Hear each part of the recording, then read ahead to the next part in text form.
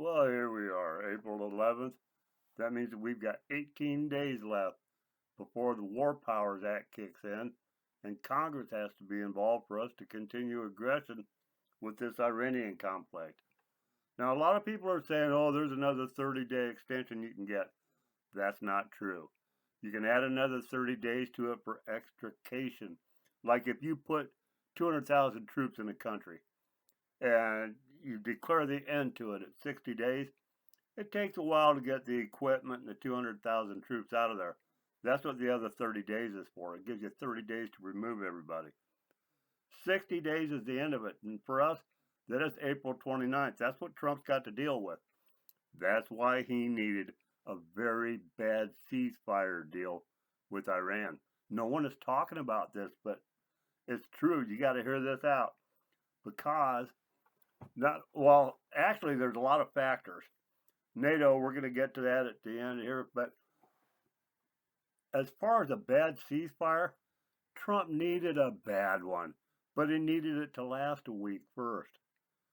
Because then he could say, Operation Epic Fury is over. Because we don't have boots on the ground. We don't need 30 days to pull them out. Everybody's on ships and air bases, right? Okay, so if Trump could get a couple days of peace and quiet, he could say, Epic Fury is over. That's it. We didn't even use our whole 60 days. And then they could put all the ships wherever they wanted them because that's what the Navy does, right? They hang out in the water. You can't say they're deployed. I mean, they're always deployed on the water. Being in the region, nothing wrong with that. That doesn't violate the War Powers Act. However, say Trump declares that it's ended after a week of peace, and then it fires back up again. He could say, okay, this is it. We need a new mission. I'm launching mission Final Blow. This isn't Epic Fury anymore. This is Operation Final Blow. See what I mean? That restarts the 60-day clock. He doesn't need Congress to continue past 60 days. That's why he needed a bad agreement to last just a few days. Unfortunately, the Iranians either by blind, stupid luck, or they figured it out, or China figured it out and told them. They know about the War Powers Act too. Trump had it perfectly set up. If they'd have just calmed down and quit firing for a week, boom, he had it nailed. Because there's no way Trump's stupid enough. When they first started talking about the ceasefire, there were 21 days left. Trump isn't stupid enough to say, oh, let's waste 2 weeks on a ceasefire. That's 14 days out of 21. No, he needed that so he could declare it was over. Because if Trump has to go to Congress and extend this after 60 days on the War Powers Act, it started on April 28th. Excuse me, this started on February 28th. April 29th is his 60 days. He asked to end it then. Congress is not going to approve of him going forward. This Republican Congress might as well be Democrat on a lot of levels. They're not quite as bad. I mean, they're not starting investigations into him. But when the Democrats start investigations, we've all seen it, they just sit back and help or watch. They don't get in the way. But this Republican Party, this Republican Congress, has not been a friend of Trump. We all know that. Any educated person knows that.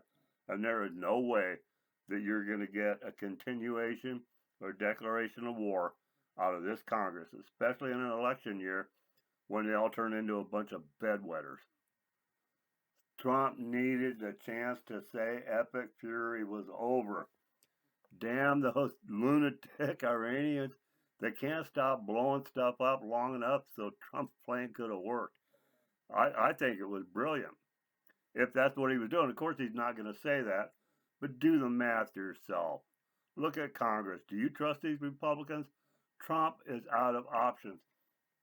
The only way he can get what he wants now that he can't declare an end to Epic Fury, which he's been desperately trying to do, the only way he can get what he wants is to go in and just bomb the shit out of them. What's it take to win a war over there in the Middle East? Look at Gaza. You got to turn it into a gravel parking lot. Anyone who watched Gaza and then looks at Iran and doesn't think that they have some tunnels and a bunch of underground bunkers and bomb shelters we don't know about, that's just stupid. It's nice to say, oh, we know everything. Trump knows everything. Trump's got this. He knows where every missile, he knows where they keep their firecrackers. He knows where they've got matches to light the fuses underneath their cots. No, he doesn't. We don't. It's not a perfect world. It's a dangerous nation that we're dealing with because they've had 50 years of planning. And their whole planning all this time has been for war with us. But what people aren't thinking about, China is heavily involved in this.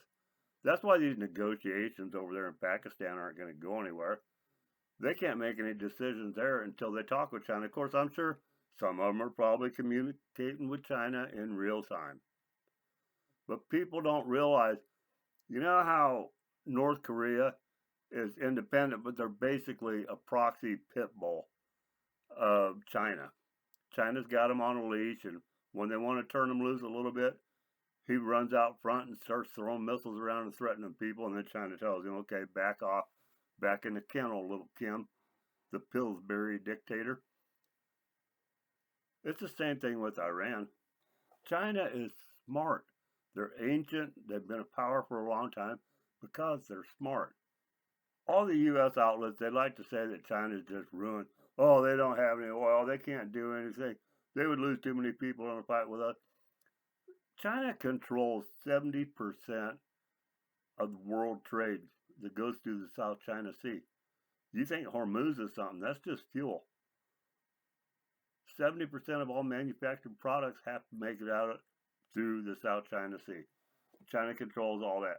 China has countries all over the world behooving to them that owe China money. China bought these people.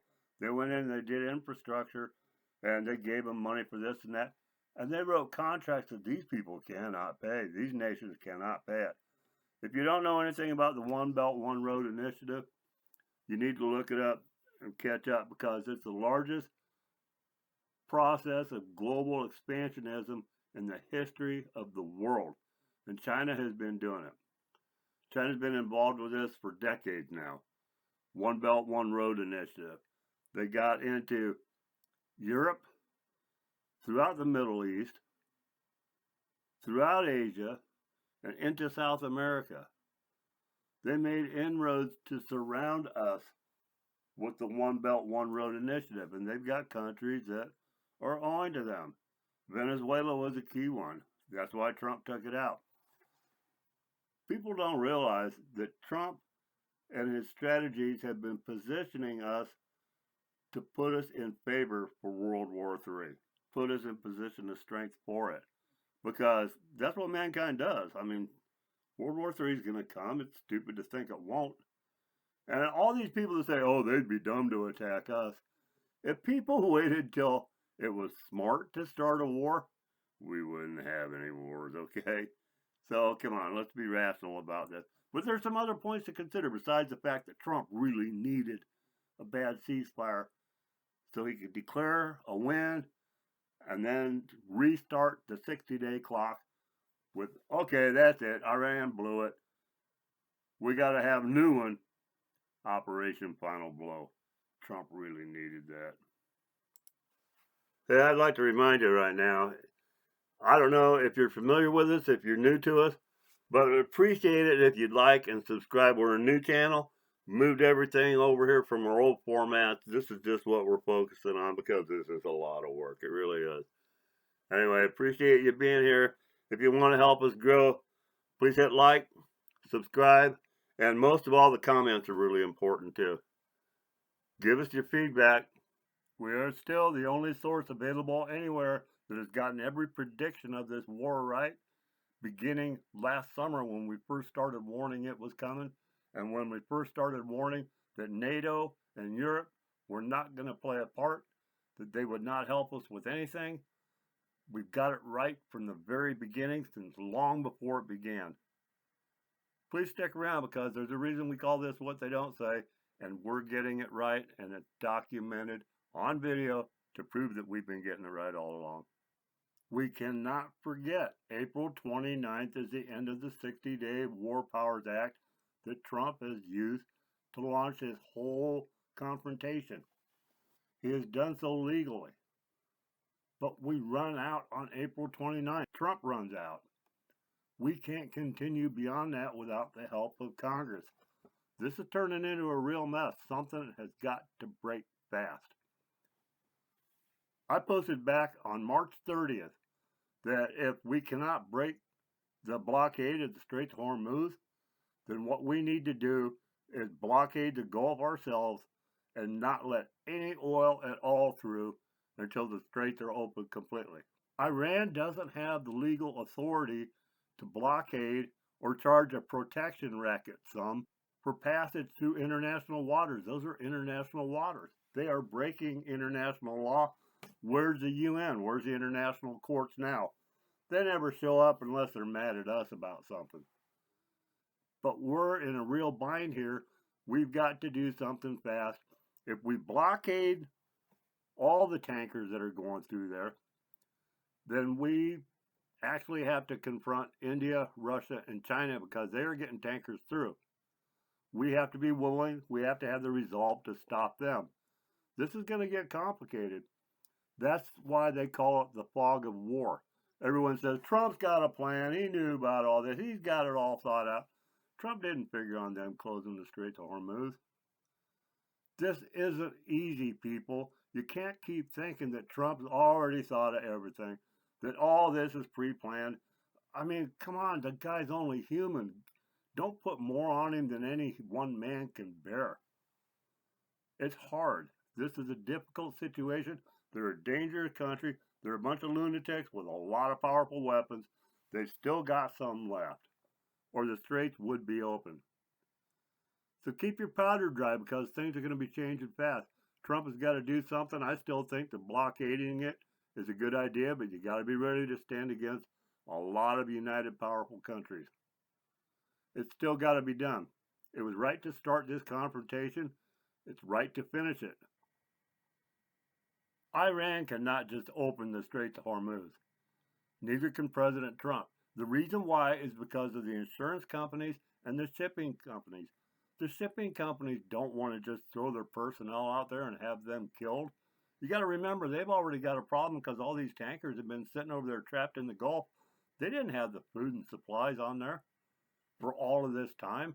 I don't even know if they have laundry on those tankers. But these people need to be resupplied. And there's hundreds of these tankers sitting out there now with these crews just idle. Those companies don't want to lose their captains and crews. They value the lives of their people. They have to be sure that they can get through the straits before they send their ships through. That is when it is open. When the insurance companies say, all right, we believe that you're going to be safe going through the straits, that's when it is open. Now, Trump has instituted an insurance policy that we have on the books where we can insure those ships. But that's not enough because the shipping companies still have to feel that their crews are safe going through there. Iran can set the stage for us to begin to believe it's possible to send ships through and for the insurance companies and the shipping companies to start looking at it. But it doesn't open until the insurance companies and the tanker companies believe they can send their ships through and they start doing it. When all those hundreds of ships start out of there, that is when it was open. That is when it will be open. And it won't be open a minute before that. It's not just Iran that gets to say now. It's not just Trump that gets to say now. There's a lot of players involved. We need the Iranian people to be able to stand up, but since they're unarmed, that means that we've got to have a lot of people from the IRGC defect. A lot of these people, there's 900,000 of them left that are still armed in affiliation with the IRGC in one way or another. They can't all be willing to kill themselves for this regime that is obviously on its way out. Trump says there's been a regime change. No, there hasn't.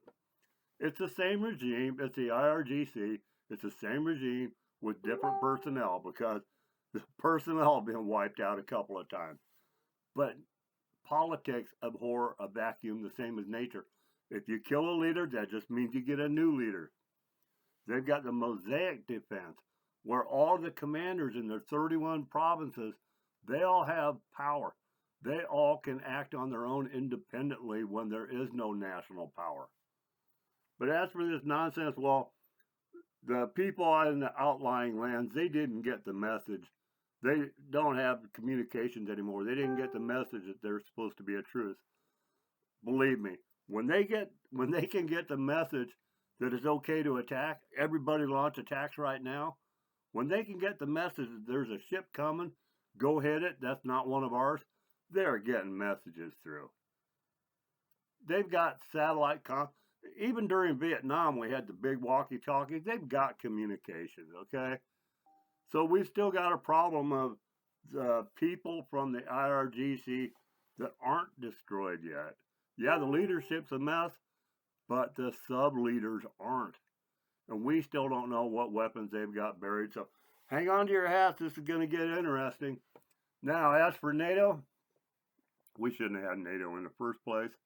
At the time, everyone thought it was a good idea because we'd all united for World War II. We're all just one big happy family. We're all celebrating together. It was the second time it had happened in a little over 20 years, World War I, World War II. The U.S. and Europe, rah, rah, rah, go team. No, it was a mistake. The next episode is going to be about NATO and what we really need to do there, because we do need to get out of it, but we still need some defense treaties. There's a lot that goes into that. I'm not going to make this any longer by explaining it now. Next episode, all about NATO and the one solution to solve it. Thanks for listening. We got to get this right. If we do, maybe God will continue to bless this great country of ours. Thanks for listening.